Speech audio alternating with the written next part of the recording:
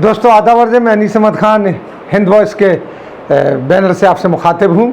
खबर है कि नरेंद्र मोदी की जो सरकार है, हाल ही में इसने कुछ बहुत महत्वपूर्ण नियुक्तियाँ की हैं। उनमें अधिकतर आरएसएस से जुड़े हुए लोगों को अपॉइंटमेंट दिया है। सीधी सीधी बात हो गई कि अब सारे के सारे किसी को जगह नहीं मिलेगी, आरएसएस को ही अपॉइंटमेंट दिया जाएगा। आप जानते हैं कि आरएसएस जो है उससे कोई ऐसी बात मैं इसलिए नहीं कर, लेकिन कट्टर हिंदूवादी पार्टी है। उसकी विचारधारा भी यही, उसकी जो बुनियाद रखी गई वो इसी पे रखी, हिंदी हिंदू हिंदुस्तान। उसका कोई भी आदमी हिंदू हिंदू हिंदुस्तान के आगे सोच उसने अपनी बंद कर रखी है। लिहाजा यहाँ बताने की बात है कि ज़्यादातर कट्टरपंथी लोगों ही अब अपॉइंटमेंट दिए जा रहे हैं सरकारी बड़ी बड़ी पोस्ट पे, नौकरियाँ नहीं, बड़ी जो पोस्ट हैं, चेयरमैन, प्रेसिडेंट, इन पोस्ट पर। वैसे तो देखा जाएगा प्रेसिडेंट से लेके आपके जो वाइस प्रेसिडेंट और प्राइम मिनिस्टर तक सब आरएसएस के प्रचारक रहे हैं, लेकिन बात यहाँ दूसरे प्रेसिडेंट और उनकी सेक्रेटरीज की आ रही है। खबर में बढ़ने से पहले मैं आपसे एक गुजारिश करना चाहता हूँ कि आप ज़्यादा से ज़्यादा हिंद वॉइस को सब्सक्राइब कीजिए, इसको आप लाइक कीजिए और इसकी वेबसाइट पे जाइए। अगर आपको पसंद आता हो, पसंद आ ही रहा होगा, हम लोग ऐसी खबरें देते जो आपको भोंपू मीडिया या जो कि मीडिया है, गोदी मीडिया, वो बहुत बाद में देता है, देता ही नहीं है। तो गोदी मीडिया तो आजकल किस चीज़ में लगा हुआ है, दुबे का इनकाउंटर, उसकी बखी उधेड़ रहा है, वो ख़त्म हो गया। राजस्थान चल रहा है कि ये सरकार बनाएगा, वो सरकार बनाएगा, इसी पे लगाए हो गया। कोई ये सवाल नहीं कर रहा है कि तुम्हारी आइडियोलॉजी क्या है। कांग्रेस से जीतते हो, बीजेपी के साथ सरकार बनाते हो, करोड़ों रुपए का सौदा होता है। खुद राजस्थान के चीफ मिनिस्टर गहलोत कह चुके हैं 15-15 करोड़ 20-20 करोड़ का ऑफर दिया जा रहा है। तो ये खरीद फरोख्त चली, लेकिन हमारा मीडिया उन्हीं को गा रहा है कि वो कितना बड़ा पॉलिटिशियन है। क्या हम यहाँ बात कर रहे हैं कि आरएसएस किस तरीके से छाती चली जा रही है आपके सिस्टम के ऊपर। अभी हाल में ही मोदी सरकार ने Indian Institute of Mass Communication, Prasar Bharati, Indira Gandhi National Centre for Arts, Lalit Kala Academy, Centre for Cultural Resource and Training के अहम पदों पर आरएसएस के स्टॉलवर्ड्स की नियुक्ति की है। ऐसा पहले भी होता था, कांग्रेस भी करती थी अपनी विचारधारा के, लेकिन कांग्रेस के राज में जो आते थे वो लेफ्टिस्ट भी आते थे, खुद भाजपा से भी लोग आके वहाँ पे नौकरियाँ करते थे, कोई रिस्ट्रिक्शन नहीं था। लेकिन इन्होंने तो खांटी आरएसएस के लोगों को ही अपॉइंटमेंट देना शुरू कर दिया। हमने मैं जैसे बताया कि ये बड़ी बड़ी संस्थाएं, प्रसार भारती, अभी आपने प्रसार भारती का झगड़ा सुना होगा कि पीटीआई के एक रिपोर्टर था, करस्पॉन्डेंट, उसने नेपाल में इंटरव्यू ले लिया जो चीन के एम्बेसडर से, उसने कुछ ऐसी बातों का खुलासा किया। इंडियन एम्बेसडर से लिया, उसने ऐसी बातों का खुलासा किया जो कि सूट नहीं करती थी मोदी सरकार को चीन के मामले में। तो यहाँ तक प्रसार भारती ने कह दिया कि हम इनसे संबंध ख़त्म करेंगे। क्यों ख़त्म करेंगे, ये कोई बात नहीं।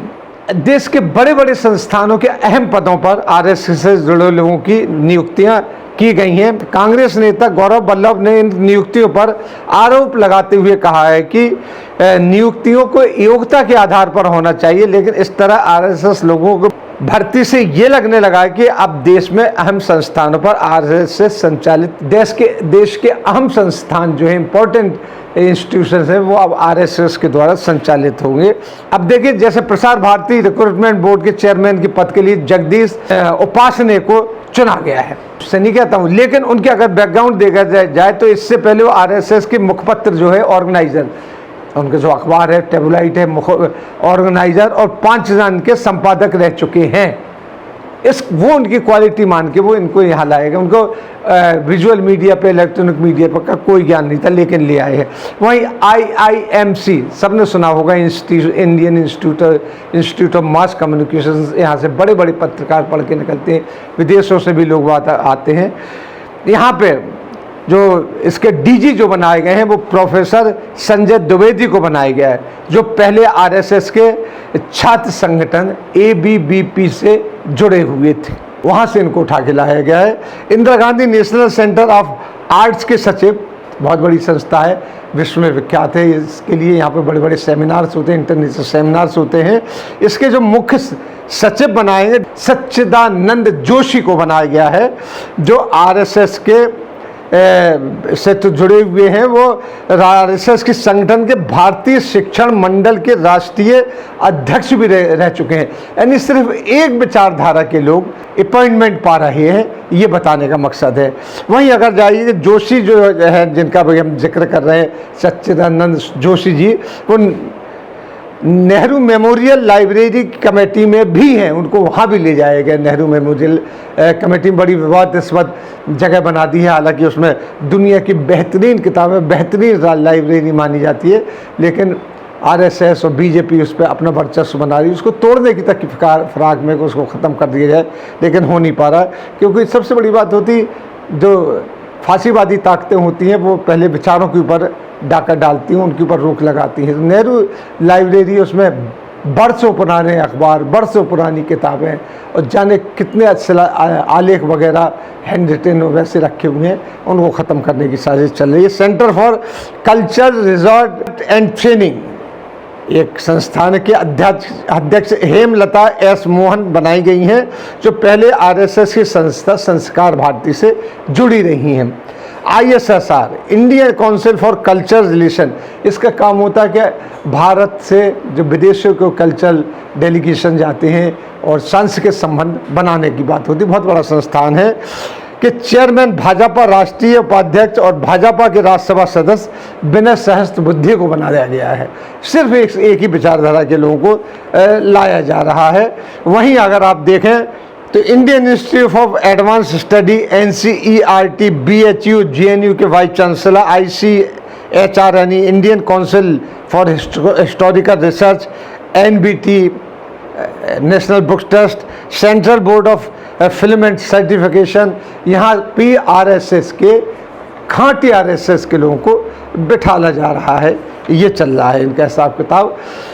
इससे पहले 2014 में मोदी ने केंद्रीय जो पीछे अगर ज़रा चला जाए तो 2014 में जो मोदी जी का केंद्रीय मंत्रिमंडल बना था, उसमें 53 में से 53 उसमें मंत्री थे, जिसमें 38 मंत्री जो आरएसएस बैकग्राउंड के थे, प्रचारक थे आरएसएस के। वहीं मोदी के दूसरे के जो कार्यकाल आया, दूसरा 2019 में जो कार्यकाल हुआ है, तो मंत्रिमंडल के सर्वोच्च मंत्रिमंडल में आरएसएस बैकग्राउंड को लोगों को ही लिया गया है। एक होता मंत्रिमंडल होता है, एक होता है की post, defence minister, home minister, इस तरीके की पोस्ट होती हैं, उसके नीचे चली जाती हैं। इनमें अगर की पोस्ट में देखा जाए तो आपका जो फॉरेन मिनिस्टर है जयशंकर, वो नहीं है, और फाइनेंस मिनिस्टर वो आरएसएस से जुड़ी हुई नहीं है, और बाकी लोग सब ज़्यादातर आरएसएस से जुड़े हुए हैं। स्वयं नरेंद्र मोदी आरएसएस के प्रचारक, मैंने बताया कि president, vice president, prime minister, ये सारे के सारे आरएसएस से जुड़े हुए हैं। गृह मंत्री अमित शाह ABVP से जुड़े हुए रहे हैं। वहीं अगर देखें तो 303 लोकसभा सदस्य हैं अब भाजपा के सदन में, लोकसभा में। वहाँ 146 यानी 48% किसी न किसी रूप में आरएसएस से जुड़े हुए हैं। राज्यसभा की जो 82 सांसद हैं, 82 सांसद हैं, जो कि चुन के पब्लिकली चुन के नहीं आते हैं, वो इंटरनल उनका चुनाव होता है, उनको स्टेट से चुने जाते हैं, MLA चुनते हैं। तो उनमें से 34 आरएसएस बैकग्राउंड के हैं। रमेश पोखरियाल को देख लीजिए, मिनिस्टर ऑफ HRD हैं, वो जो बहुत बड़ी पोस्ट होती है, आरएसएस बैकग्राउंड के हैं। Prahlad Singh Patel, minister of culture and tourism, RSS background के हैं।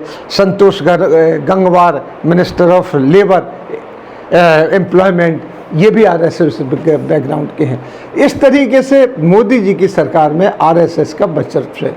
आरएसएस के वर्चस्व के माने हैं कि एक विचारधारा, हिंदू हिंदुस्तान की विचारधारा जो है, जिस पे आरएसएस बेस करता था, वही है। तभी तो आप देखिए कई चीज़ें ऐसी होती हैं कि आपको ताज्जुब होता है कि ये एकदम से क्यों बचाया जाता है। जो खांटी किस्म के कट्टर के हिंदूवादी होते हैं, जिनको कट्टर कहा जाता है, खुद हिंदुओं ने कट्टर हिंदूवादी कहते हैं, उनको बिल्कुल साफ बचाया जाता है। दंगों में और कहीं भी कुछ हो जाता है, उनको बचा के निकाल दिया जाता है। यही बात है कि इनका अपने एक ग्रुप है, बहुत बड़ा ग्रुप है आरएसएस का। आरएसएस एक किस्म से बैकबोन है भाजपा की। भाजपा पैदा ही आरएसएस से हुई थी। इसके पहले भाजपा से जो आरएसएस से जनसंघ पैदा हुआ था, जिसका और जनसंघ के बाद अगर जनसंघ से जो जन्म हुआ है, जनसंघ इमरजेंसी में ख़त्म कर दी तो भारतीय जनता पार्टी के जन्म हुए। तो वैसे तो बेसिकली आरएसएस के ही सभी बगली बच्चे हैं ये कहा जाएगा। लेकिन बताने की बात है कि अब इन्होंने उन संस्थानों पर जो कि देश को कल्चर और देश की हिस्ट्री के ऊपर रिसर्च करते हैं और तमाम विचारधारा का जो बनाते हैं, एक किस्म से बाहर से सेमिनार आते हैं, तो इन पे भी उन्होंने आरएसएस के लोगों को बिठाना शुरू कर दिया। तभी तो आप देखिए गौमूत्र पे साइंस कॉन्फ्रेंस में डिस्कशन होता है, ऐसी ऐसी चीज़ों पे डिस्कशन होता है कि गणेश जी का जो सर है प्लास्टिक सर्जरी से हाथी का सर लगाया गया, इस तरीके से इंटरनेट की बात चलती है। तो ये सब चलता है। हमारी एक पूरी की पूरी हमें आगे नहीं ले जाया जाता जा रहा है, इस तरीके से हमें बहुत पीछे की तरफ धकेला जाता है, जबकि भारत विश्व की बहुत बड़ी शक्ति है, उसको पीछे ले जाने की कोशिश हो रही है इस तरीके से आरएसएस। और दूसरी बात जो सबसे बड़ी इस बात खबर में निकल के आती है कि आरएसएस का वर्चस्व सरकार में पूरी तरीके से बढ़ता चला जा रहा है। इसी के साथ हम आपसे लेते विदा, अगले अंक में फिर हाजिर होंगे। तब तक के लिए दीजिए मुझे इजाज़त।